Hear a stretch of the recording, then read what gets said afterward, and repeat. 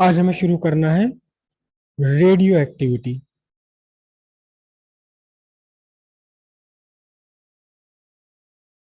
Radio activity ये अपने आप में प्रॉपर्टी है ऑफ न्यूक्लियस। न्यूक्लियस की प्रॉपर्टी है ये। इस रेडियो एक्टिविटी का एक्स्ट्रा न्यूक्लियर रीजन यानी कि जो इलेक्ट्रॉन रिवॉल्व करते हैं उससे कोई मतलब नहीं है। रेडियो एक्टिविटी अंटायरली न्यूक्लियस की प्रॉपर्टी है। न्यूक्लियस के बाहर इलेक्ट्रॉन है नहीं है, कितने हैं, क्या कर रहे हैं, वो कैसे घूम रहे हैं, इससे कोई मतलब नहीं है। इसको रेडियो एक्टिविटी है। अब ये रेडियो एक्टिविटी है क्या? जिन न्यूक्लियस में न्यूट्रॉन प्रोटॉन का रेशियो लार्जर देन 1.5 है, वो न्यूक्लियस कैसे हैं? अनस्टेबल है। अनस्टेबल किस वे में अनस्टेबल है? जैसे हम यूरेनियम का एक न्यूक्लियस लें, यूरेनियम 235, तो इसमें कुल मिलाकर के कितने न्यूक्लियॉन्स हैं? 235 न्यूक्लियॉन्स हैं इसके अंदर। 235 न्यूक्लियॉन्स, प्रोटॉन्स और न्यूट्रॉन्स दोनों मिलकर। ये प्रोटॉन्स हैं और इनके बीच बीच में न्यूट्रॉन्स। चलो ये मैं न्यूट्रॉन्स बना रहा हूं ग्रीन वाले। और इनके बीच बीच में क्या है? इनके बीच बीच में है प्रोटॉन्स। ये प्रोटॉन्स हो गए। और ये पूरा गुच्छा, एक जो बंच बन गया है, ये बंच पूरा का पूरा है क्या? ये बंच है पूरा का पूरा एक न्यूक्लियस। अब आप देखें अगर ध्यान से, जो लार्ज साइज न्यूक्लियस है, लार्ज साइज न्यूक्लियस है, उनमें अगर आप इन दोनों को देखें, ये दोनों न्यूट्रॉन्स हैं, ये प्रोटॉन्स हैं। ये प्रोटॉन, ये प्रोटॉन, ये प्रोटॉन, ये वाला प्रोटॉन, ये एक दूसरे से बहुत ज्यादा बड़ी डिस्टेंस पर है। बड़ी डिस्टेंस पर है। कितनी बड़ी डिस्टेंस पर है? इनके बीच का जो डिस्टेंस है ये लार्जर देन फ्यू फर्मी है। अब इससे होता क्या है? इससे हुआ ये कि इस प्रोटॉन और इस प्रोटॉन के बीच रिपल्शन तो अभी भी एक्ट कर ही रहा है, इलेक्ट्रोस्टैटिक रिपल्शन। लेकिन ये इतनी ज्यादा डिस्टेंस पर चले गए कि इनके बीच में जो न्यूक्लियर फोर्स ऑफ अट्रैक्शन है वो बहुत हल्की रह गई।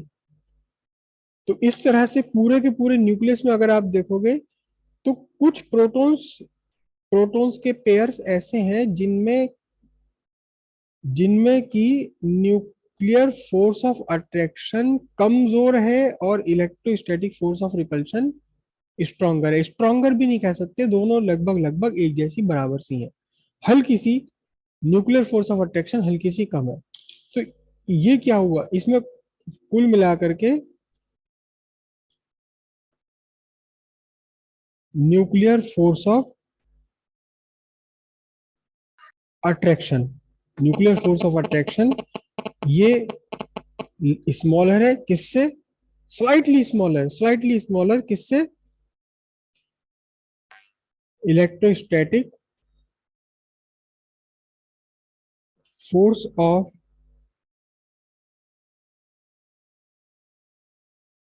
इलेक्ट्रोस्टैटिक फोर्स ऑफ रिपल्शन से। तो उसका रिजल्ट क्या रहा? उसका रिजल्ट ये रहा, ये पूरा का पूरा न्यूक्लियस जो है ये अनस्टेबल हो गया।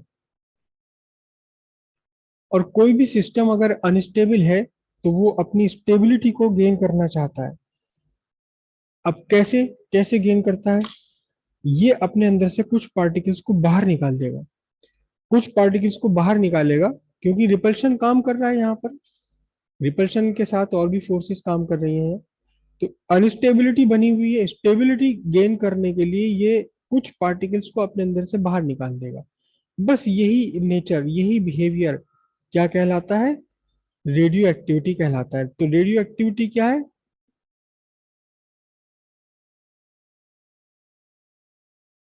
Spontaneous emission of radiation from unstable, from unstable nucleus,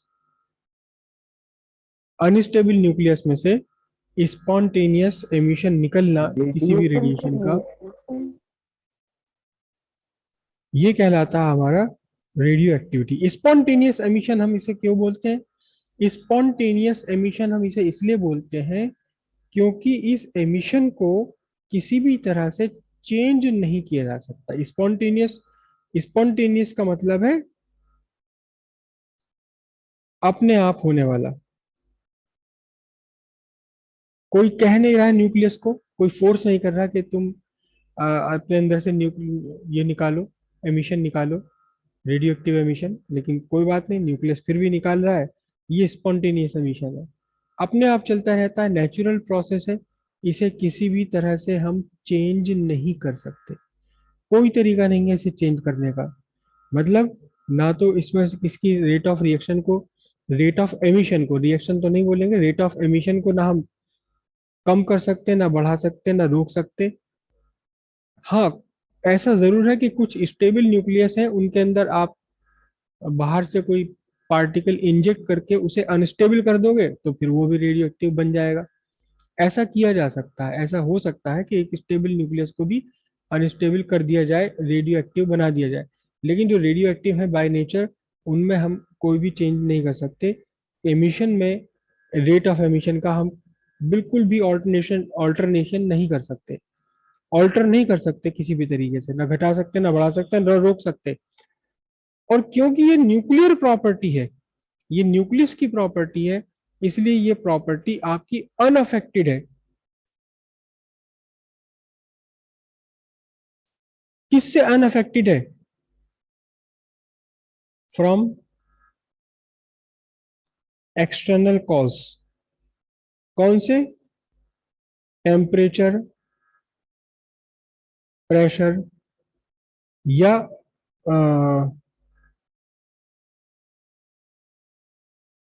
chemical combination. क्योंकि केमिकल कॉम्बिनेशन में तो किसका इन्वॉल्वमेंट है? केवल जो बाहर इलेक्ट्रॉन घूम रहे हैं न्यूक्लियस के बाहर, उनका इन्वॉल्वमेंट। ये सबसे, इन सबसे का कोई इफेक्ट नहीं पड़ता इस पर। न्यूक्लियस, न्यूक्लियस की एनर्जी इतनी ज्यादा होती है कि केमिकल रिएक्शंस या प्रेशर, टेम्परेचर उसको चेंज कर ही नहीं सकते, उस एनर्जी को चेंज कर ही नहीं सकते। तो इसलिए ये बिल्कुल अनअफेक्टेड रहता है एक्सटर्नल कॉजेज से। टेम्परेचर, प्रेशर, ये केमिकल कॉम्बिनेशन है या कौन सा स्टेट है, इससे भी कोई मतलब नहीं है। State, physical state, physical state इसकी क्या है उससे भी कोई मतलब नहीं है। कितना लिक्विड है या गैसेस के फॉर्म में है या सॉलिड के फॉर्म में, अगर कोई रेडियो एक्टिव है एलिमेंट, कोई एलिमेंट रेडियो एक्टिव है, तो चाहे उसे आप पिघला लो, उस पर हथौड़े मार लो, उसे गर्म कर लो, भट्टी में डाल लो, ये कर लो, वो कर लो, कोई इफेक्ट नहीं पड़ने वाला। वो स्पॉन्टेनियसली अपना एमिशन निकालता ही रहेगा, हर केस में एक जैसा ही निकालेगा। ऐसा भी नहीं कि जब ठंडा है, सॉलिड है, तो कम निकाल रहा हो, जब आपने उसे पिघला दिया, टेम्परेचर बढ़ा दिया, तो ज्यादा निकाले, बिल्कुल भी नहीं। क्यों? क्योंकि टेम्परेचर वेम्परेचर से की जो एनर्जी है, वो एनर्जी न्यूक्लियस को इफेक्ट नहीं कर पाती। ये न्यूक्लियस प्रॉपर्टी है एंटायरली।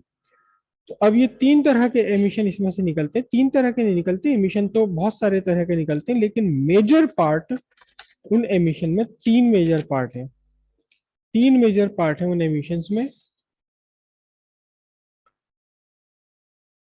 तीन मेजर पार्ट है। पहला है अल्फा पार्टिकल, अल्फा पार्टिकल, और अल्फा रेस, और अल्फा एमिशन। तीनों ही कुछ भी कह दीजिए।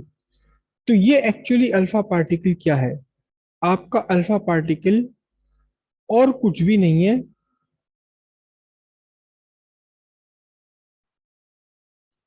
हीलियम न्यूक्लियस है।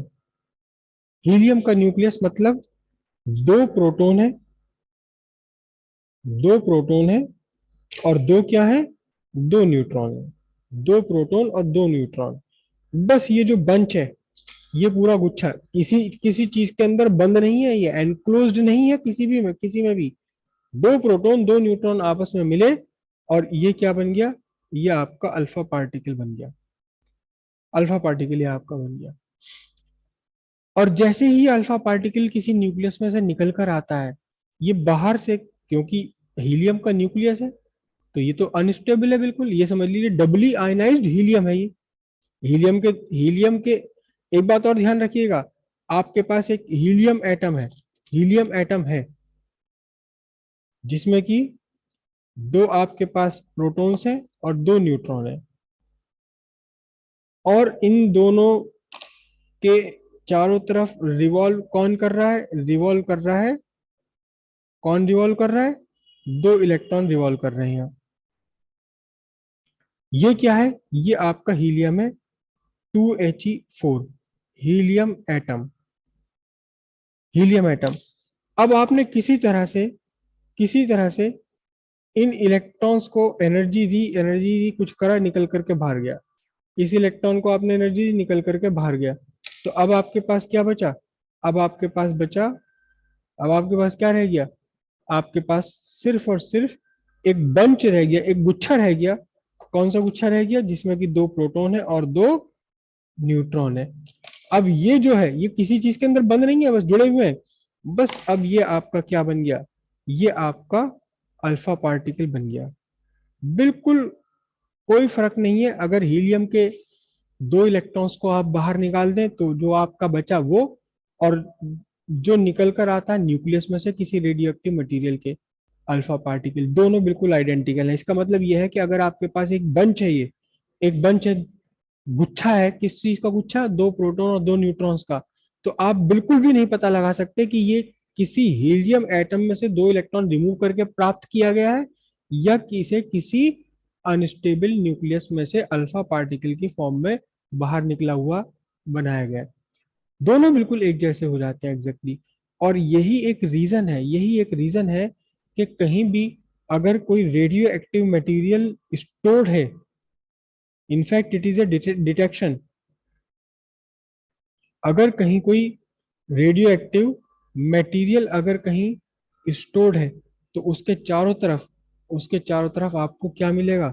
उसके आसपास आपको हीलियम की कंसंट्रेशन, हीलियम गैस की कंसंट्रेशन आपको थोड़ी ज्यादा मिलेगी, जितनी हमारी एटमॉस्फेयर में नॉर्मल है। रीजन कि अल्फा पार्टिकल तुरंत ही कहीं ना कहीं से इलेक्ट्रॉन गेन करके किस में कन्वर्ट हो जाता है? एक पूरे कंप्लीट हीलियम एटम में कन्वर्ट हो जाता है। तो अल्फा पार्टिकल जब निकल रहा है तो अल्फा पार्टिकल एक्चुअली क्या है? अल्फा पार्टिकल आपका एक बंच है, दो प्रोटॉन्स है और दो इसमें न्यूट्रॉन है। तो सीधी सी बात है कि जब किसी न्यूक्लियस से अल्फा पार्टिकल निकलता है, एक न्यूक्लियस जिसका atomic number Z, mass number A है, और इसमें से इजेक्ट हो गया, क्या इजेक्ट हो गया? एक हीलियम पार्टिकल इजेक्ट हो गया। तो सीधी सीधी बात है, अब जो भी बना उसका एटॉमिक नंबर कितना होगा? 2 रिड्यूस हो जाएगा। और मास नंबर कितना होगा? Mass number is reduced by 4। ये आपका क्या बन गया? एमिशन हो गया। जब एटॉमिक नंबर 2 रिड्यूस हो गया तो इसका जो प्लेस है वो क्या बन जाएगा? ये आपका बन जाएगा ये 2 ग्रुप लेफ्ट, 2x। y की जो पोजीशन है पीरियोडिक टेबल में, वो x की पोजीशन से 2 ग्रुप पीछे चली जाएगी। सिंपल सी बात है, क्योंकि एटॉमिक नंबर 2 यहाँ कम हो गया। ठीक है। ये जो अल्फा पार्टिकल निकलते हैं न्यूक्लियस में से, ये हैवी न्यूक्लियस में से निकला alpha particle.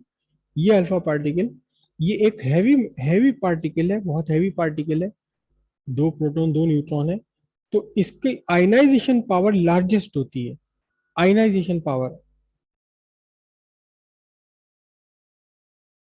Ionization power largest है। आयनाइजेशन पावर लार्जेस्ट का मतलब क्या है? कि जैसे ये एयर में पास हो रहा है, तो एयर के मॉलिक्यूल्स को ये जिस जिस मॉलिक्यूल से टकराएगा उसमें उसमें से इलेक्ट्रॉन्स का इजेक्शन करता चला जाएगा, कि और यहाँ जितने भी एयर मॉलिक्यूल्स आएंगे उन सबको आयन आयन आयन आयन की फॉर्म में बनाते चला जाएगा। लेकिन क्योंकि आयन बना रहा है, ये मॉलिक्यूल से टकरा रहा है बार बार और आयनाइजेशन कर क्रिएट कर रहा है, तो यहाँ पहुंचते पहुंचते इसकी जो एनर्जी है वो लूज हो जाएगी, काइनेटिक एनर्जी इसकी क्या होगी, जीरो हो जाएगी और ये रुक जाएगा। तो ये बहुत ज्यादा दूर तक नहीं चल सकता, ये बहुत ज्यादा दूर तक नहीं चल सकता किसी भी गैस के अंदर या एयर में। एयर में कितना चल सकता है, ओनली अ फ्यू सेंटीमीटर, केवल कुछ ही सेंटीमीटर तक चल सकता है। उसके बाद में ये अपनी एनर्जी लूज कर देता है और रुक जाता है, और रुकता भी नहीं है, एक्चुअली क्या होता है, हीलियम में कन्वर्ट हो जाता है, कहीं से भी इलेक्ट्रॉन के गेन कर लेता है। हेवीएस्ट पार्टिकल है, मैक्सिमम आयनाइजेशन पावर है, आयनाइजेशन पावर इसकी मैक्सिमम है। तो फिर इसका जो पेनिट्रेशन है, यानी कितनी दूर तक किसी मीडियम के अंदर ये धस सकता है, घुस सकता है, पेनिट्रेशन का मतलब घुस सकता है, तो ये पेनिट्रेशन पावर इसकी मिनिमम है। पेनिट्रेशन पेनिट्रेशन पावर इसकी कैसी है, मिनिमम है, बहुत ज्यादा अंदर तक नहीं जा पाएगा। हमारी जो स्किन है, ह्यूमन स्किन, ह्यूमन स्किन से ही ये रुक जाता है। ह्यूमन स्किन ही हम हमारी स्किन ही इसको रोक सकती है। लेकिन क्योंकि रोकेगी रोकेगी तो फिर वो स्किन के ऊपर टकराएगा, टकराने के बाद आयनाइजेशन करेगा, तो इससे एक इफेक्ट पड़ता है क्या, स्किन बर्न। ऐसा नहीं कि छाले पड़ जाएंगे, छाले तो तब पड़ेंगे जब बहुत सारे अल्फा पार्टिकल आकर के टकराए, लेकिन फिर भी वो स्किन बर्निंग क्रिएट कर सकता है अल्फा पार्टिकल। इसके बाद क्या है, इसके बाद दूसरा एमिशन है। हाँ बोलिए। सुचित पूछ रहे हैं, सुचित पूछ रहे हैं कि पेनिट्रेशन पावर कम क्यों है।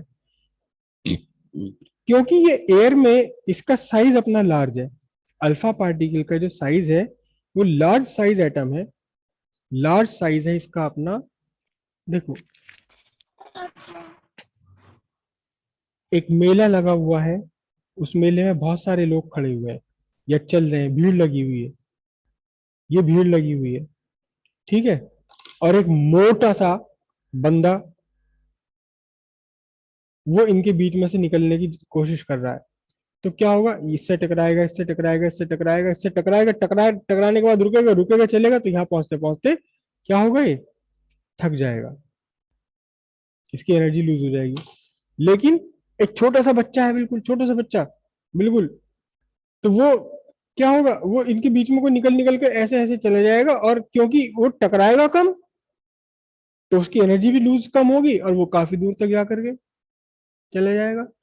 तो क्योंकि ये टकरा रहा है, टकराने के बाद में किस क्या कर रहा है, टकराने के बाद में आयनाइजेशन कर रहा है, और आयनाइजेशन करने से क्या होगा, इसकी एनर्जी लूज होती चली जाएगी। जब भी ये टकराएगा, अल्फा पार्टिकल है, अल्फा पार्टिकल किसी एक एटम से टकराया, ऑक्सीजन के मॉलिक्यूल से टकराया, ये ऑक्सीजन का मॉलिक्यूल और ये अल्फा पार्टिकल टकराया, इसने एक इलेक्ट्रॉन को यहां से इजेक्ट कर दिया। तो इस इलेक्ट्रॉन को इजेक्शन करने के लिए कुछ एनर्जी तो चाहिए ना। आप सब जानते हैं किसी भी स्टेबल न्यूक्लियस में से, वो सॉरी एटम में से, मॉलिक्यूल में से इलेक्ट्रॉन को निकालना तो एनर्जी चाहिए। वो एनर्जी कहां से मिली, इससे मिली। तो अब इसकी एक आयन, एक मॉलिक्यूल को आयनाइज करने के बाद इसकी एनर्जी क्या हो गई, कम हो गई। अब दूसरे को इसने आयनाइज करा, इसकी एनर्जी और कम हो गई, फिर आयनाइज करा, फिर एनर्जी और कम हो गई। तो बहुत बहुत जल्दी ही ये अपनी एनर्जी को लूज कर देगा, इसलिए इसकी पेनिट्रेशन पावर कम है, बहुत ज्यादा दूर तक नहीं चल पाएगा, या किसी भी मीडियम के अंदर, मटेरियल के अंदर बहुत ज्यादा धस नहीं पाएगा।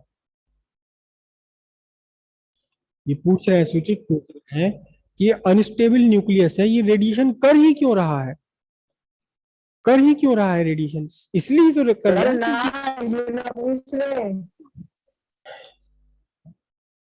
सुचित ये बात पूछ रहे हैं कि ये जो है, ये अल्फा, ये पार्टिकल है, ये पार्टिकल है, तो हम इसे रेडिएशन क्यों कह रहे हैं, जबकि रेडिएशन का मतलब तो सिंपल सी बात है, वेव है।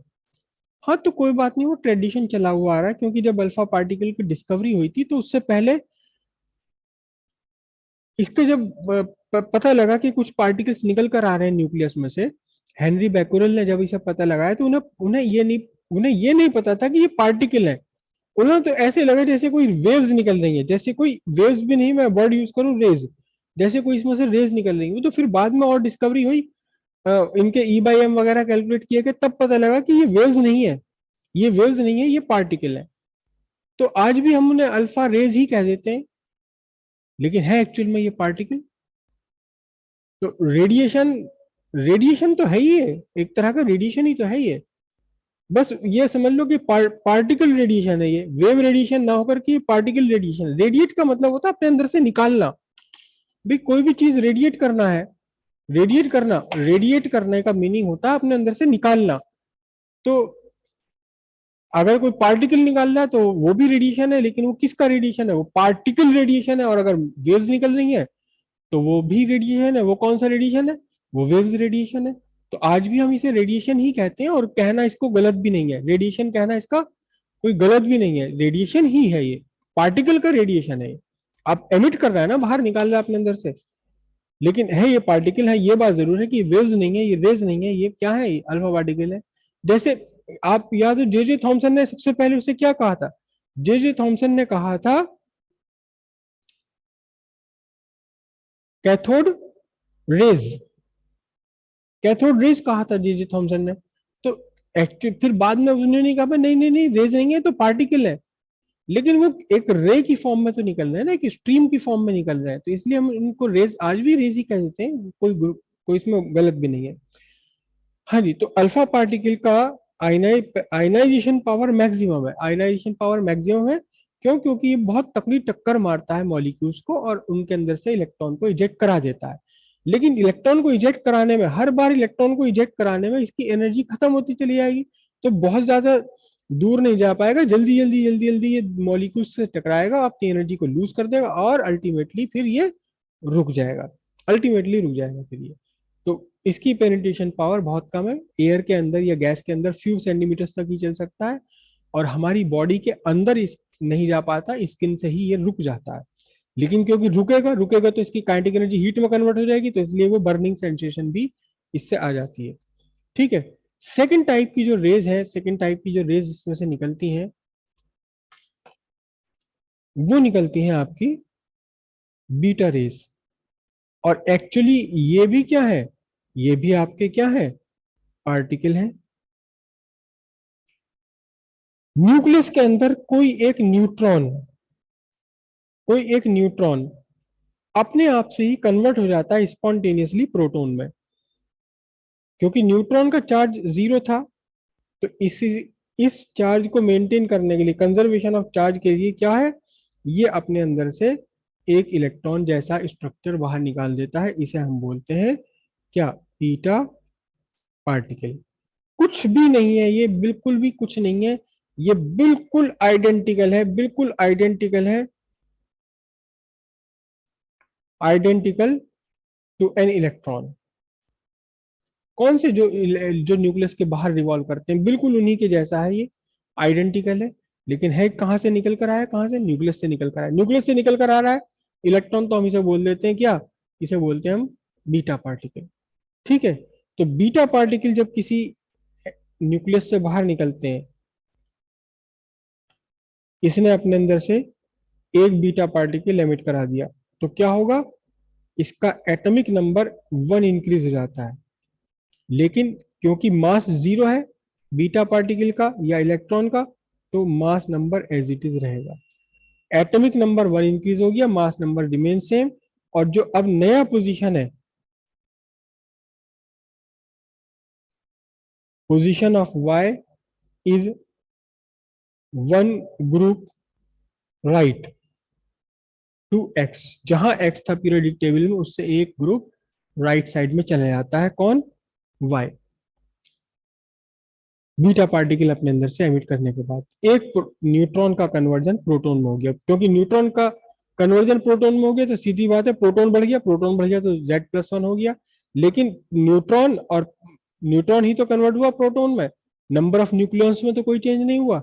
इसलिए नंबर ऑफ न्यूक्लियंस यानी कि मास नंबर इसका ज्यों का त्यों बना रहता है।